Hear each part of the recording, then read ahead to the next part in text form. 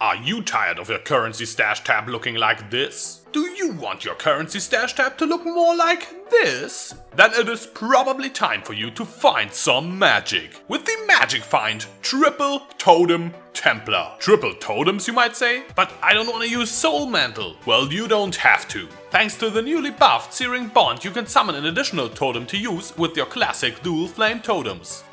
Magic finders are characters based on finding more and rarer items. This is why they are a popular choice to generate currency early on in a new league, to fund your upcoming characters. In this guide, I will tell you how to make your own Triple Totem Magic Find Templar. I will cover the transition from normal leveling build into a Magic Find character and the different stages involved. I will explain how Magic Find works, good spots to farm once you got your Magic Find setup going, and then we have a look at if Magic Find is actually worth it. Lastly, I will debunk some of the most common misconceptions that I found some people have about Magic Finding and about making currency in general. Alright, let's get started. If you want to know how exactly to level a character like this, click here for my in-depth leveling guide. Your gem setups for your main damage skills are Flame Totem, faster casting, fire penetration, controlled destruction, and faster projectiles. Also, link Searing Bond with increased burning damage and rapid decay. Now, while following the leveling guide, you want to start acquiring Magic Find gear along the way to increase the amount of rare item drops, currency drops, divination card drops, and of course unique item drops, which can result in you finding or funding some better leveling gear. The stats you look for on gear are increased quantity of items found and increased rarity of items found. But what do those actually do? Increased quantity does what you would probably expect it to do. It makes enemies drop a higher amount of items on average. Item rarity makes the item you drops rarer, who would have thought? You have a higher chance to drop magic items instead of normal items, more rare items instead of magic ones, and of course more unique items instead of rare items. As you can imagine, those two stats work really well together. Increased quantity makes you drop a higher amount of items, which then all have the increase in rarity applied to them. This combination makes for some pretty sick loot. So how do you get those stats?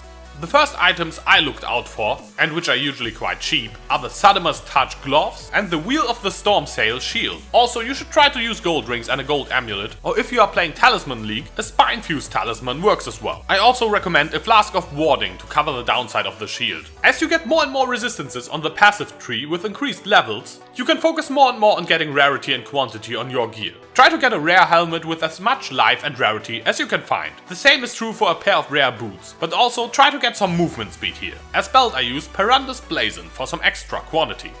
At this point you should have around 25 increased item quantity and 150 increased item rarity, and the extra loot you drop should become more and more noticeable. The next step for me was getting a pair of Goldworm boots. Those shiny shoes are a bit more expensive, but leveling with MF stats on the items mentioned before helped me get the currency needed. Upgrade your amulet and rings as you can afford better pieces. You should soon be able to reach around 35 to 40 quantity and over 200 rarity, and this is where loot starts to pile up, especially from bosses. With that, you should soon be able to acquire your next step on the ladder to insane loot explosions. Orsi's gloves and a Greed's Embrace. Now the second one is optional, as it will make you slow as hell. But as you switch your weapon from a +1 scepter to a +2 dagger, you can use whirling blades linked with faster attacks and fortify for some better defenses and speed. Lastly, grab a divination distillate and link a second flame totem to Culling Strike and the item rarity gem. Use this to last hit bosses, exiles, etc. for some sweet loot. On jewels you want to get rarity, life, whatever resistances you might need, and if you can afford it, also some damage. Once you get all of this set up, it is time to make some serious bank.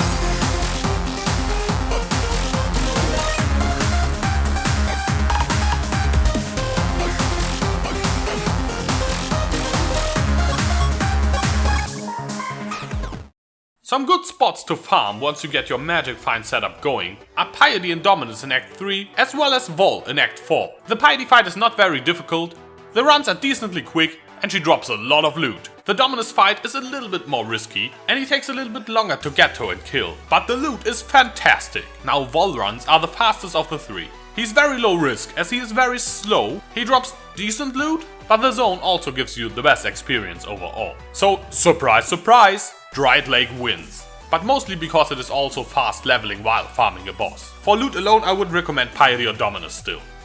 Lastly, you might be wondering, is magic finding actually worth it? First of all, let me tell you, from a fun standpoint, magic find for me was definitely worth it. All those loot explosions with screens full of rare and unique items, and the excitement of getting good drops and identifying potentially great items is so addicting. I had a blast with my magic find character, and I can only recommend it to anyone for that reason alone. Now, a common misconception people have, not only with magic finding, but with making currency in PoE in general, is that they wait for that one big drop to happen to make them rich instantly. And while magic find does make this more likely to happen, the chances are still pretty damn small. How magic finding actually makes you rich is that constant influx of loads and loads of rare items. It allows you to really abuse the chaos recipe, as well as the unidentified chaos recipe, as well as selling all those junk rares and uniques for alterations and alchemy orbs, and lastly, maintaining a shop and selling all those few chaos drops you get will add up fast over time if you get so many of them. So you probably won't become rich instantly, but over time the currency starts to pile up in your stash. And the best thing is, this will happen, no matter your RNG.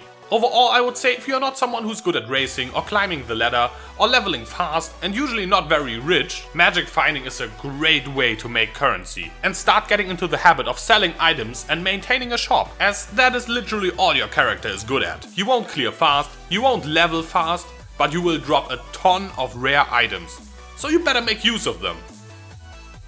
That's it for solo playing as a magic finder. If you want to party as a magic finder, that works quite a bit differently, and I have a video on that coming up soon. If you enjoyed this video, feel free to subscribe or check out my channel for more content like this. I am Yoji, and I will see you soon.